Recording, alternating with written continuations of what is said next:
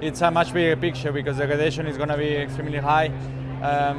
I think the starting position, I'm happy to be in the clean side, and I think I can fly from there. Could this be the end for Sergio Perez at Red Bull Racing? With a crucial test at Silverstone and the AlphaTauri AT03 just around the corner, Liam Lawson has a golden opportunity for a seat at Red Bull. What do they mean for the future of Red Bull's lineup? Now, it looks like Red Bull Racing might be a bit of a pickle. They've been having some issues with Sergio Perez, and now one of the drivers they were considering to replace him didn't do so well in recent tests. Now, Perez, also known as Checo, has had a tough time keeping up with his teammate, Max Verstappen, since he joined Red Bull, and 2024 hasn't been any better for him. The competition is fierce, and other teams are ready to take advantage of any slip-ups from Red Bull.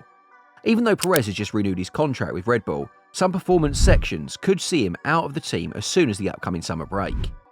Now, if Red Bull decides to let Perez go, they'll need a solid replacement, but one of the potential candidates didn't impress at all during a recent test drive. This isn't great news for Red Bull, especially since they're looking for someone who can perform better than Perez. Perez has been struggling a lot during qualifying. He's been over half a second slower than Verstappen, which is quite a gap in Formula 1. Some people think that anyone could do better than Perez right now, especially since he's only managed to pick up 15 points in the last 6 races. It's a tough situation for Red Bull. They need someone who can constantly perform and help the team score points.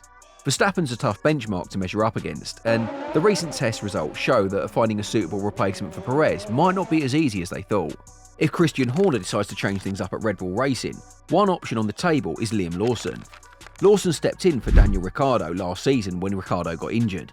However, things aren't looking great for him right now. Now, Lawson geared up for a significant test in Red Bull's 2024 Formula 1 car on Thursday. This test has drawn some interesting comparisons to Daniel Ricciardo's defensive run last year, especially with the possibility of another mid-season driver swap looming.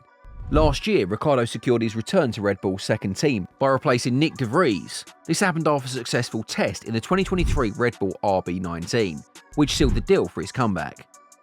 This year, Red Bull Racing itself might see a surprising change, with Sergio Perez struggling to keep his seat due to a string of underwhelming performances. Perez has 2 races before the summer break to turn things around. Meanwhile, Lawson has a golden opportunity to make his mark with this Red Bull test and another one at the end of the month in a 2022 car. This could be a crucial moment for both Red Bull and its drivers. However, Lawson's tests were quite different from Ricciardo's decisive run last year. Lawson got limited runs in the 2024 Red Bull on Thursday at Silverstone because it was a promotional event, often called a filming day in the F1 world.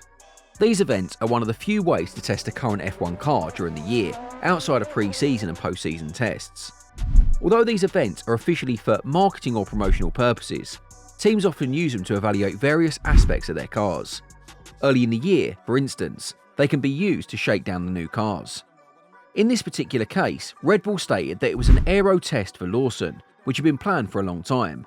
This makes the test more about evaluating aerodynamics than outright performance, unlike Ricciardo's run last year, which was more about demonstrating his readiness to return to competitive racing.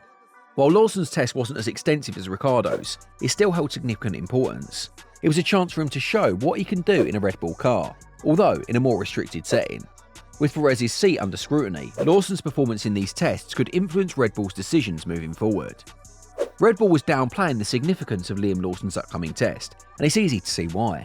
The test was limited to just 200 kilometers of running, and Lawson was using Pirelli's Academy tyres. These tyres are different and less performant compared to the other ones used on race weekends, so there's only so much that can be learned from this run. Moreover, Red Bull has to provide a lot of information about the tests to the FIA and all rival teams in advance. Observers from these parties are allowed to attend, which means Red Bull can't bend the rules to make sure the test's more meaningful than what's allowed. On Thursday, Liam Lawson had a limited run at the British Grand Prix venue, completing a maximum of 33 laps in what was described as a promotional outing. Though this wasn't a huge amount of mileage, it was enough for Red Bull to get a reasonable idea of Lawson's performance, especially if they accounted for the difference between the Academy tyres and the race weekend compounds. Just as importantly, this test let Red Bull see how Lawson handled the situation firsthand. This was in addition to the data they already had from his 5 race weekends, standing in for an injured Daniel Ricciardo last year, FP1 outings with both Red Bull teams in 2023, and single days of testing in previous years. This test for Lawson was quite different from the one Ricciardo had last year. When Ricciardo was tested, Red Bull used a different part of the regulations around testing current cars, specifically for a Pirelli tyre test. These tests, organised by the FIA and Pirelli, allowed for testing current and development compounds, which was more useful for driver evaluations. During these tests, the car had to use compounds and software from the current or previous season, and no test parts or changes that provided any sort of information unrelated to the tyre tests were permitted.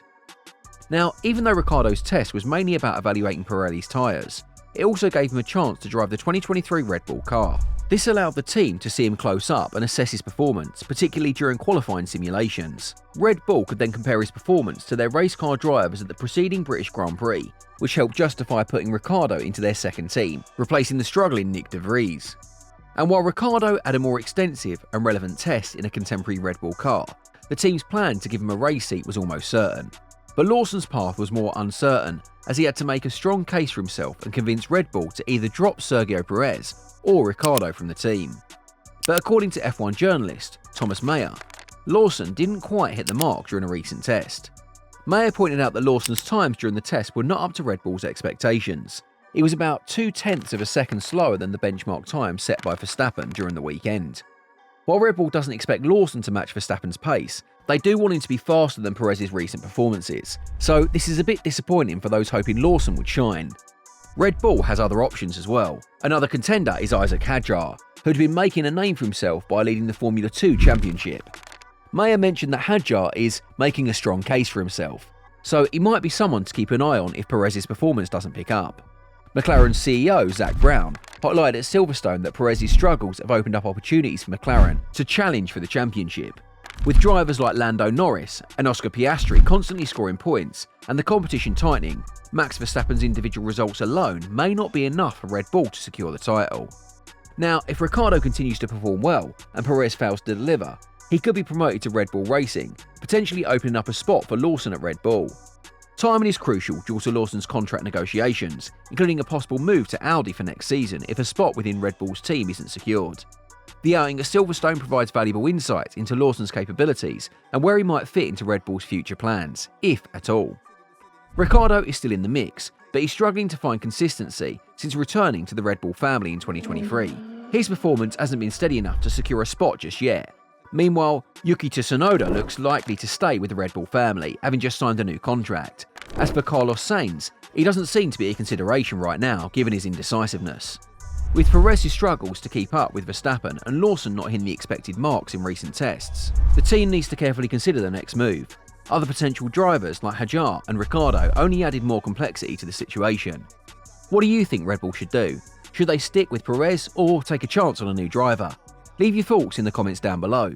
If you enjoyed this video, then don't forget to like, subscribe and hit that notification bell so you never miss an update. Thanks for watching and we'll see you next time.